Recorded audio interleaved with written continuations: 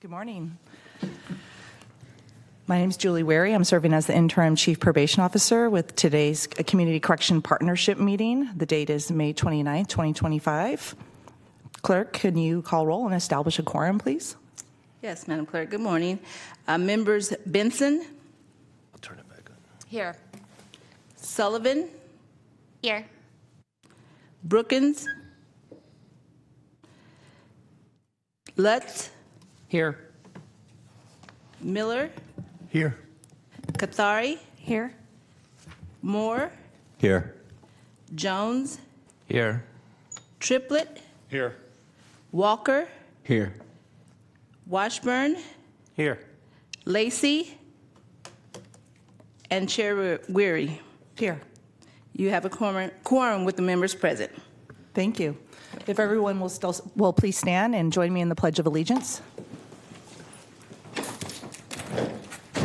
I pledge allegiance to the flag of the United States of America and to the republic for which it stands, one nation, under God, indivisible, with liberty and justice for all.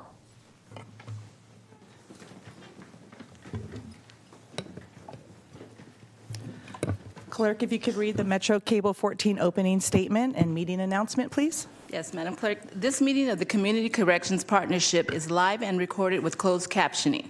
It is cablecast on Metro Cable Channel 14, the local government affairs channel on the Comcast and DirecTV UVerse cable systems. It is also live streamed at metro14live.saccounty.gov. Today's meeting replays Saturday, May 31st at 2 p.m. on Channel 14. This meeting can also be viewed at youtube.com/Metro Cable 14. The partnership fosters public engagement during the meeting and encourages public participation, civility, and use of courteous language. To make a comment in person, please fill out a speaker request form and hand it to clerk staff. The chairperson will open public comments for each agenda item. When your name is called, go to the podium and make your comment. You may send written comments by email to boardclerk@saccounty.gov. Your comment will be routed to the members and filed in the record. Thank you in advance for your courtesy and understanding of the meeting procedures. This concludes your announcement. Thank you.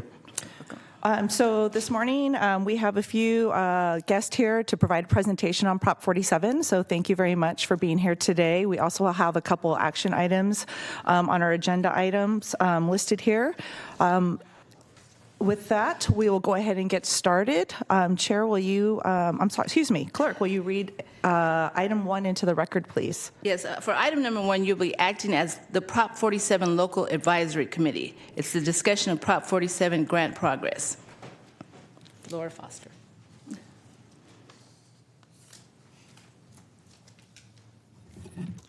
Good morning, everyone. Good morning. My name is Tiana Hammock, and I am the Health Services Administrator for Adult Correctional Health. Happy to be here today to provide an update on our Prop 47 grant. And so we do have a PowerPoint. Not sure if it's going to be displayed. No worries. I'll just kind of buy some time. There we go. So next slide, please.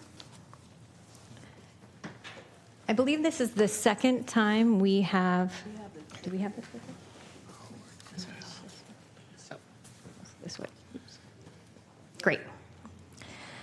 I believe this is the second status update on our Prop 47 grant. As we discussed last time, some of the goals and objectives of Prop 47 is, number one, to reduce recidivism and returns to custody. We want the inmates that are being released from custody to participate in reentry programs.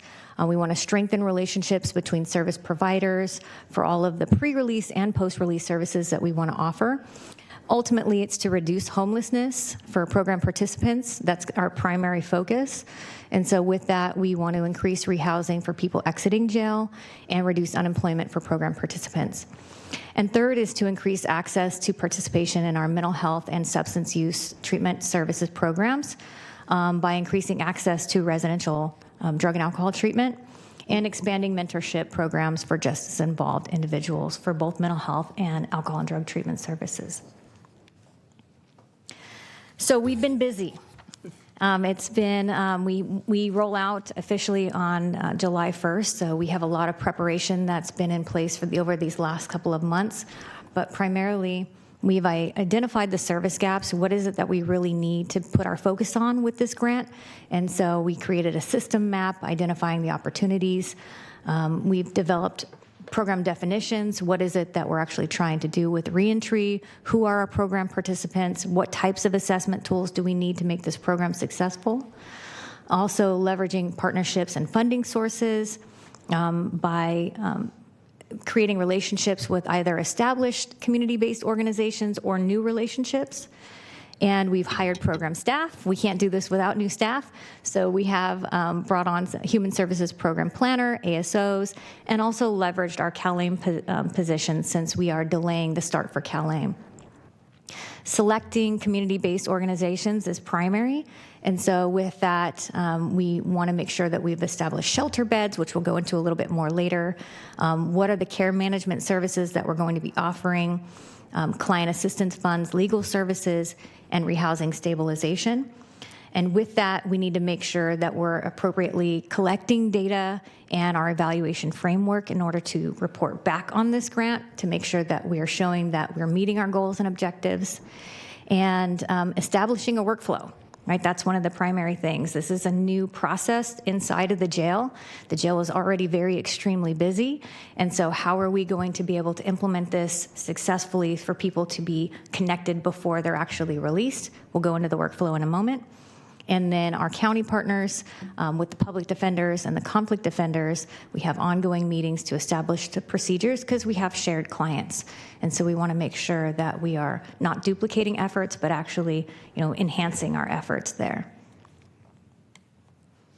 Okay, so the local evaluation plan, we submitted that on March 28th. It was developed by adult correctional health staff, myself and Kevin O'Connell as our primary consultant for Prop 47. Kevin will be the lead evaluator. This plan is essentially our roadmap for how we are standing up the pilot, as well as how we are going to do ongoing monitoring in order to pivot where we need to when we have data that indicate that something might need to change, where we can track mini pilots, so to speak, that we develop as part of our pilot project overarching goals, but the instances where we try something new to see whether we get more advantageous or different results, and then ultimately how we report out at the end of the 3-year program to BSCC. So Amanda Wren, will be working with Kevin O'Connell on that. We will be reporting out to you with the data and information as we proceed. We won't start to really evaluate, obviously, until after the program goes live on July 1. So in April, we actually started a pilot. We wanted to see how many people are actually interested in services upon release. And so we had 12 inmates screened using the questionnaire that we were drafting, trying to capture all of the elements that we want to make sure we're asking the different inmates. And all inmates that were screened were interested in Prop 47 services. And so that was really encouraging for us to see. We can go to the next slide, and I'll kind of go into the workflow. So basically what we've done is we needed to see how can we capture people. We want to really put our focus on the quick population, right? The people that are kind of coming in and out, going in from homelessness, exiting back out into homelessness. That's the population we want to primarily serve. And so in order for us to do that, we needed to capture them at intake, at nurse intake. So we've changed our intake questions that we already had a homeless indicator, but if they say yes to that they are homeless, there's more drop downs that occur. Are you interested in services? And we have like various questions. If they are interested in services, it creates an order for us to know that, yes, this is an alert for a potential Prop 47 client, which later on the CBO that we choose, the community-based organization, will pull that list and meet with them on a regular basis to do the screening, make sure that they understand what they're eligible for, that kind of thing. If someone at intake isn't like, yes, I want to participate in homeless services. That's not the end all be all, because we know people coming in are sometimes intoxicated, under the influence, and they're not always, willing to make changes at that point. So there are different points throughout the incarceration period where they have the opportunity to participate in Prop 47 services. And so one of the primary barriers that we're trying to overcome right now is that notification, right? As ACH, we don't know as medical staff how quickly they're going to be coming in and out of jail. That's not something that we're privy to. And so that really short turnaround time for us to say, okay, yes, this person is interested. They might want to go into a shelter upon release. And then the next thing we know, they're saying, okay, this person is going to be released in the next couple of hours. That's a really quick time frame for us to be able to coordinate with the outside shelter to say, hey, we have someone, we need somebody to pick them up, so that way they can go straight into the shelter. So that is a process that we're working through right now. We're pretty close. We are getting a system in place. It's still going to be a tight time frame, obviously, because of how quickly people are getting released, but that is our goal, is to get them. They've been identified, we have a flag, and then that way we don't want them to be released without going into that shelter. So with that, our contractor, the community-based organization, is going to do the initial assessment, and they will do the pre-release coordination with the outside agencies, whether that is a shelter, whether it might be a mental health treatment program or a substance use treatment program. All of that's going to be happening with the community-based organization. They're also going to transport upon discharge and link them to their community supports, and also provide that ongoing support after release. So we really want to make sure that they're getting the support that they need in order to be successful and not re-enter into homelessness. For our shelter, we do have 70 beds available, and so that is going to be dedicated for our population.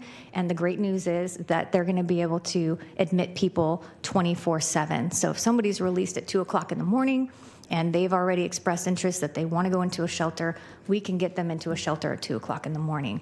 This is a new thing for Sacramento County, so it's very exciting that we're going to be able to do that. And with that, the shelter themselves, we've had many conversations with them. They actually provide a lot of case management services already, and so they're going to be able to provide employment services and other types of things for long-term housing stability. There is also another organization that we're working with that is more longer term. It's kind of like a transitional housing, but that's for the more highly motivated individuals, those that are really motivated to continue on with their recovery, not go back out to substance use, that kind of thing. And so they're going to get more intensive services for that long-term housing. And this is just a neat little referral pathway that we've created for you. I say we, even though it was Amanda. And so at the top is the Care Coordination CBO. That's going to be our primary contractor. That's going to be embedded inside the jail. They're actually going to be stationed in the jail doing all of these assessments, and they're going to be referring to either of those two shelters or short-term housing. And it just kind of breaks down each location's criteria. One of our shelters with the 70 beds, it will allow for 290s, so that's good. That's a rare find. And so the other organization does not. And the goal for the 70-bed capacity shelter is that they have it at least 90 days to be able to stay there, but there is a longer term, 6 months even, for them to be able to stay. And while they're at both locations, they're going to be able to get a lot of different services for their long-term housing needs. So our future steps, we have a board date set for July 8th so that it can retroactively be live for July 1st. And we're going to be evaluating this on an ongoing basis, bringing you updates quarterly, I believe. And you'll be hearing from us more often on how it's going. It's very exciting. Again, we will have regular updates for you on this project and provide feedback and input on progress. And basically, what we would ask is any overall thoughts and priorities from your perspective and any guidance for us on engaging any of the partners that you see listed there. And with that, the next is mine and Krista's contact information, but also Amanda will be a lead contact moving forward. And is there any questions?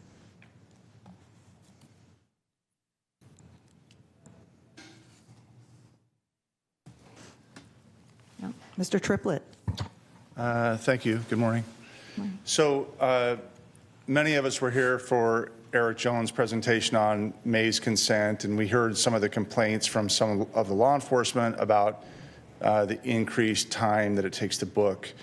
These screening questions that are done at the intake phase, are they lengthy, detailed? Is it going to add time to the booking process, or is it something that can be gone through pretty quickly? That's a really great question. No, they will not. There was already a homeless indicator question that was a part of the intake itself, and there's just 2 additional questions that are just check marks. So it shouldn't add any additional time, but there's a lot of things that we're doing to work on the booking times in general. And then I had one more question. The 70 beds that are available, is there going to be a way to know, like in real time, how many beds are open so that when you're screening somebody, you actually know, yeah, hey, we actually have space? Absolutely, yes. The CBO is going to be in daily communication with the shelter to know how many beds are open, when the next bed might become available. So there's going to be that fluid communication. I have a question. Comment. Thank you for the presentation, first of all.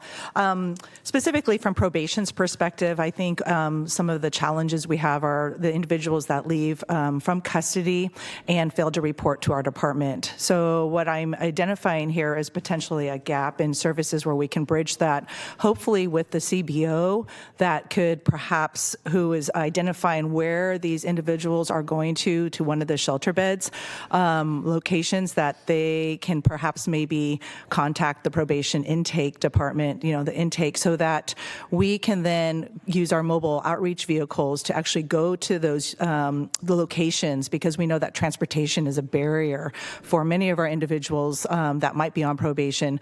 And then, if they fail to report, then, the entire cycle starts where we can't find them, and then we have to issue a warrant, and then the entire return back to custody. So that would just be a suggestion that that probation is somehow looped into this process of when individuals that actually are on probation or have status are released, that we can have that connectivity where we know where they are. Absolutely, and I'm glad you brought that up, because one of the questions as part of the assessment is if they are on probation and if they have to report to anyone. And so we can just add a little caveat to say that we need to make sure that that connection is made. That's great. Thank you. Any other thoughts or questions?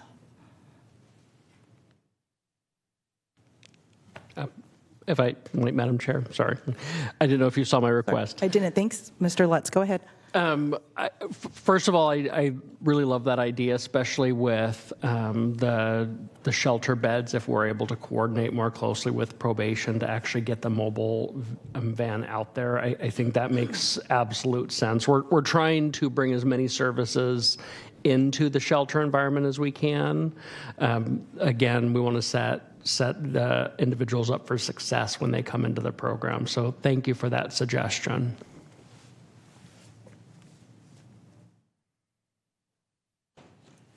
Okay, if there's no other comments or questions, I'll ask the clerk if there are any public comments for agenda item 1. We do not have any public comments. Okay. Thank you for your time today. Thank you so much for your presentation. And to please confirm there's no public comments in the queue? There's no public comments, and also for the record, Member Brookins arrived at 8:35 a.m. Welcome.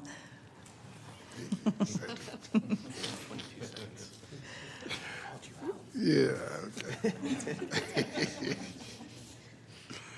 Okay, we'll move on to, if you can please, clerk, read item number 2 into the record. Madam Chair, item number 2, you're acting as the Community Corrections Partnership, and it's the update, discussion, and possible action to amend the Community Corrections Partnership bylaws. Good morning, everyone. Glad to be with you all today. So as you know, we did have to cancel our last meeting, and that helped us discover a glitch in the matrix here in one of our issues in our bylaws. And so previously, our bylaws allowed for the chair or their designee to host this meeting. Kind of in other meetings, you typically have a chair or a vice chair. We didn't feel the need for a vice chair because we do have designees here, but we did run into the circumstance where both the chair and their designee were unavailable. So we'd like to amend our bylaws to allow the chair to appoint one of you to serve as the chair in their absence if that happens, so that we can still have these meetings. And then we did make a couple other recommended administrative edits to the bylaws as well. Nothing else that is substantive. And so that's the proposal on the table today, is to amend the bylaws so that we have fewer barriers to having our meetings in the future.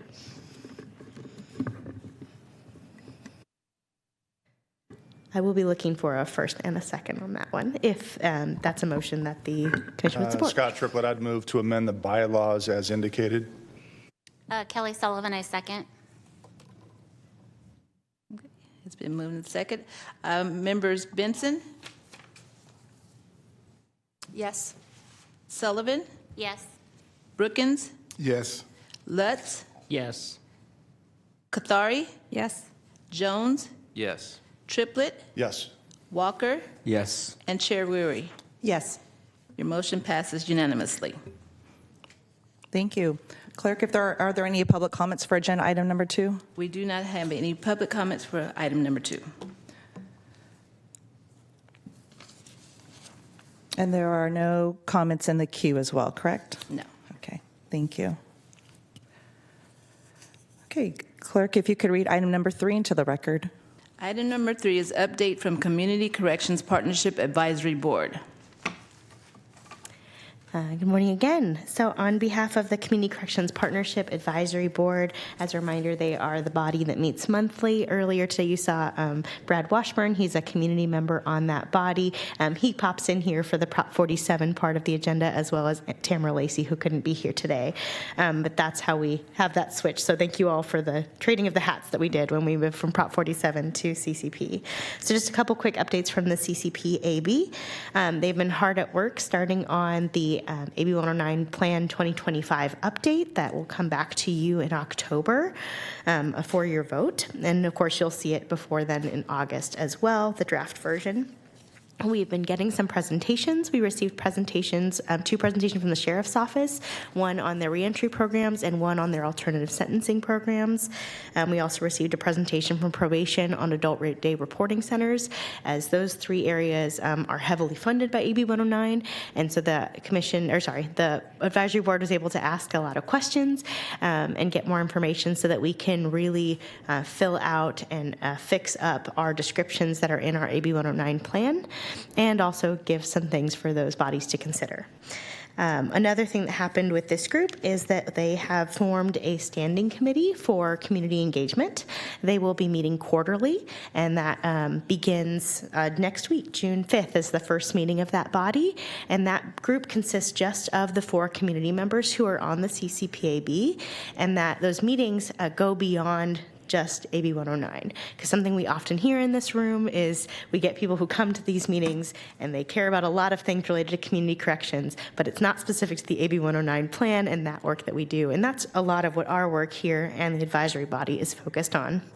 And so these meetings will be a chance to hear from the community, hopefully not just concerns, but solutions that then we can pass on to the members who are represented in the CCPAB from the staff who are there, and on to you for your consideration and your use. It's just to create another outlet for that engagement on topics that maybe are not specific to our AB 109 plan. So the first meeting will be focused on race, equity, and the criminal justice system. So we want to hear from people about what it is that their concerns are, and again, what solutions they have to bring to the table. I believe we're inviting On Track Program Resources, who did the Community Health and Justice Project previously. And if there's others who are interested in speaking, that group is that committee's just being formed. And so there's a lot of opportunity to shape it and move it. But their first meeting will be in June, their second meeting will be in August, and the August meeting will be talking about the AB 109 plan and getting community input into that process. Finally, you'll hear about it in our next item, but we also worked on an annual evaluation form that we'll discuss shortly. that's all I have for you on that. Any comments or questions? Mr. Jones? Thanks. So a few weeks ago, gave the presentation to the board on the overall Mays consent decree things, and then also there is a request for qualifications going out to have a vendor come in and do an overall correctional system, needs assessment and everything about, do we have a new annex, do we not, et cetera. But CCPAB will be one of the public venues, right, to get community input around a potential jail annex as well. Okay, thanks.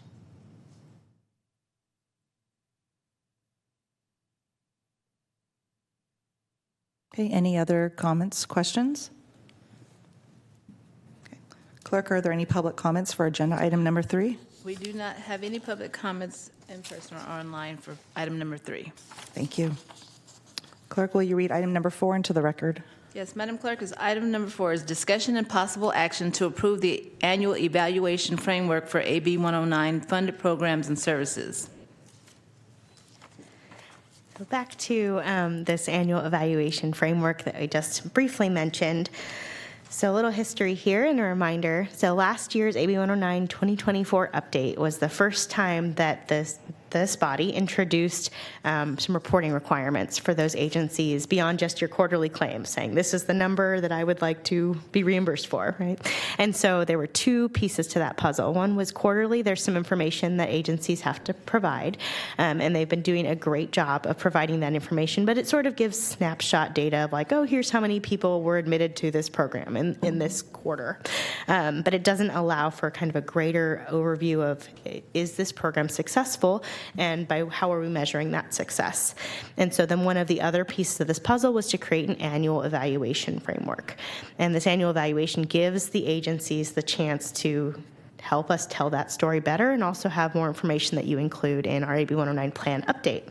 And so over the last few months, the CCPAB has been working on this, and we're sort of modeling this off of some type, grants. Often grants have a lot of requirements for recipient agencies. Some counties treat their CCP and AB 109 dollars just like a grant program. And that's something we've heard from our community, is that they would like to see the evidence, right? See, how does a program, is it functioning? Is it working? Is this something the county should continue to support? And so this is the step in that direction.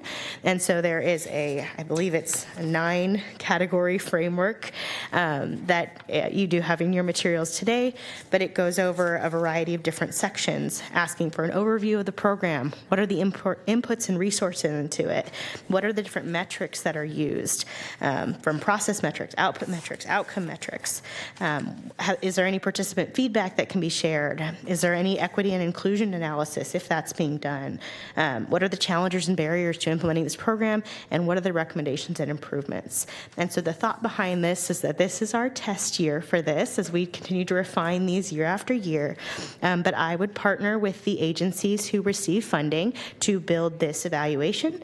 The goal would be to have it in by mid-August so that we can have it in time to fold it into the next AB 109 plan. Anything we've learned from this process, there's going to be things that agencies can't answer or don't have, and that's okay. But this is the step in that direction, creating space for those conversations to start, to understand and what is your intent behind your program? How can we celebrate the successes that are there? We'd like those programs to take inspiration from the Appendix E that was included in the AB 109 plan itself that identified some metrics, but those are not all of the metrics. And we understand there are more ways to assess a program and whether it's working well and whether it's working in the way that it was intended to do.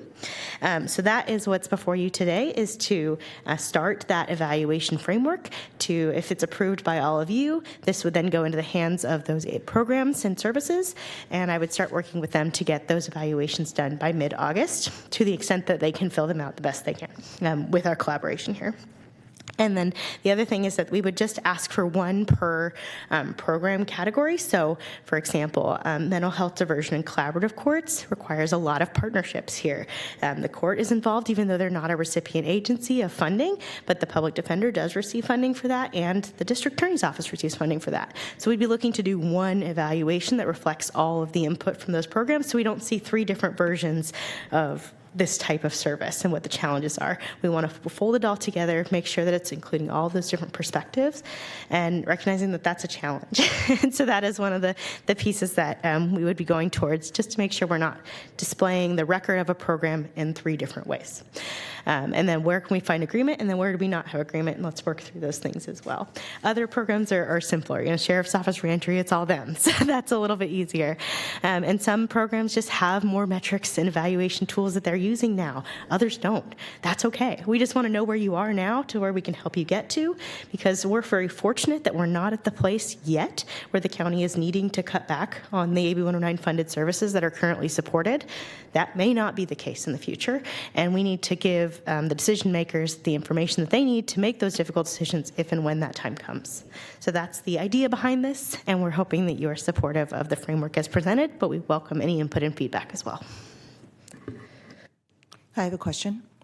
So after the evaluations are provided to you or compiled in August, what's the next steps after that? Next step is they would be shared with the CCPAB, and then we would, to whatever we can glean from those evaluations, put it into the draft AB 109 plan, particularly noting the challenges and the opportunities for improvement.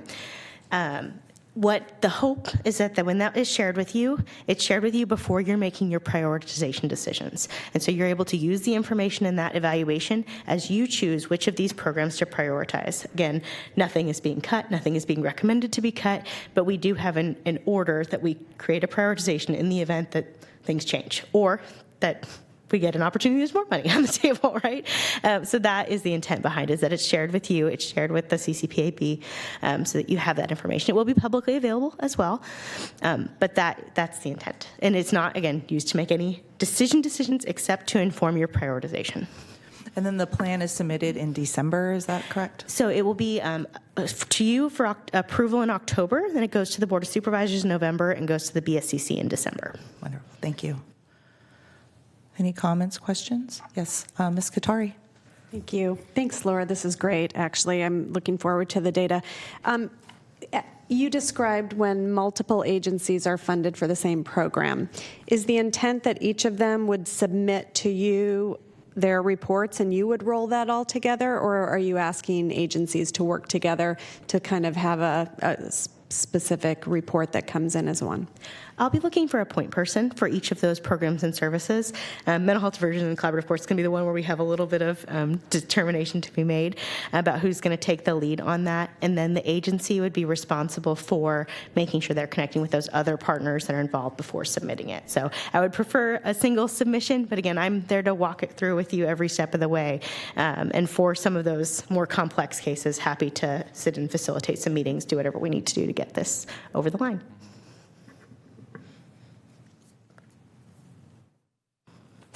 Mr. Walker. Yeah, I'm looking at the framework, number 5, outcome metrics, but I don't see that actually captured in your evaluation anywhere, or am I missing that? So outcome metrics is on page 2 if you're in the materials with me. So the metrics that were proposed originally in Appendix E do not reflect the process outcome. Those are things we're hoping you'll sort into those buckets. Most of them will be output measures. We're hoping that you come up with your own outcome measures and you tell us what the intent of your program is long term and how those will be served. So it's in there. Yeah. So.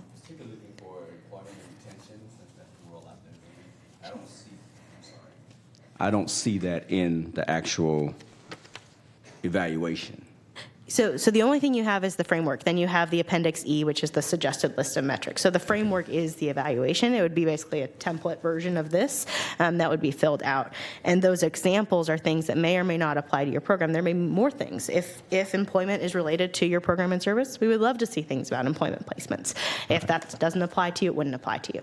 So it's just related to the program? Yes, Okay, that's thank you. correct. Mr. Triplett. Hi, Laura. When are these evaluations going to go out so that we can start working on them? If they're going to be due August 15th, I just want to make sure we have enough time. Tomorrow. If you approve it today, I will get this out immediately so that folks can start working on it. And I will be looking to the CCPAB reps who are the agency reps in that group, to kind of take the lead on these. And of course, you can work with a lot of your fiscal staff, a lot of your program staff. But for example, the CCPAB rep for Sheriff's Office is Lieutenant Chris Baker. He doesn't know everything about some of these other programs, but he's going to have to work and make those connections for us on behalf of the CCP and CCPAB.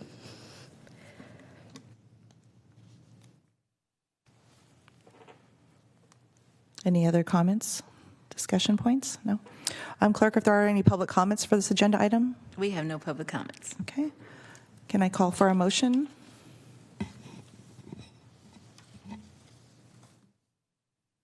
I'll make a motion to approve the framework for, do I have to state it a specific way? Okay, the framework. Thanks. I'll second. Okay, motion was made by Member Kathari and second by Member Jones. Let's vote. Member Benson? Yes. Member Sullivan? Yes. Member Brookins? Yes. Member Lutz? Yes. Member Kathari? Yes. Member Jones? Yes, and actually it was Mr. Lutz that made the second, just for the record. Oh, Mr. Lutz. Oh, No worries. Thank But you for yes, that. from me. Thank you for that clarification. Okay. And yes, for Jones, Member Triplett? Yes. Member Walker? Yes. And Chair Weary? Yes. Your motion passes unanimously moved by Member Kathari and second by Member Lutz. Correct. Thank you. Thank you. Clerk, can you read item 5 into the record? Item 5 is public comment relating to matters not on the posted agenda. Are there any public comments? We do not have any public comments. Okay, then with that, then I will close the meeting. It's 9:07 a.m. Thank you. Thank you.